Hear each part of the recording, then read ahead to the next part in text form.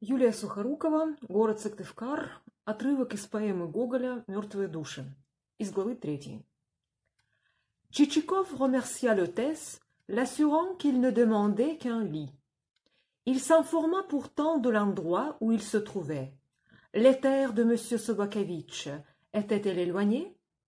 La vieille répondit qu'elle ne connaissait aucun propriétaire de son nom et qu'il n'en existait sans doute point. « Mais au moins vous connaissez Manilov, reprit Tchitchikov. « Manilov, qui est-ce? Un propriétaire, bonne dame. Non, je ne le connais pas. Aucun de nos propriétaires ne porte son nom.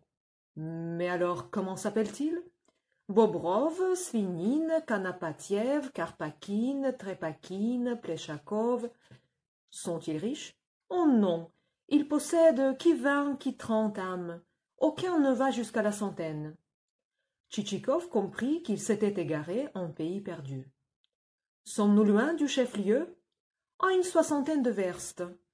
Que je regrette de ne pouvoir vous offrir à souper. Si vous preniez le thé au moins?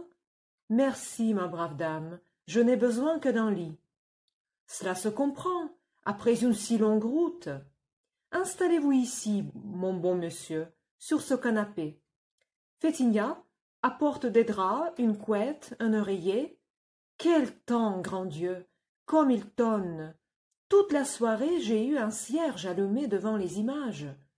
Eh, mais, compère, tu as le dos et les flancs crottés comme ceux d'un pourceau. Où as-tu bien pu te salir comme ça? Encore est-ce heureux que je ne sois que crotté. Je remercie Dieu de ne m'être pas cassé les côtes. Saint du paradis, quelle horreur! Ne veux-tu point qu'on te frictionne le dos? Merci, merci, ne prenez pas tant de peine. Priez seulement votre servante de sécher mes habits. Tu entends, Fétinia?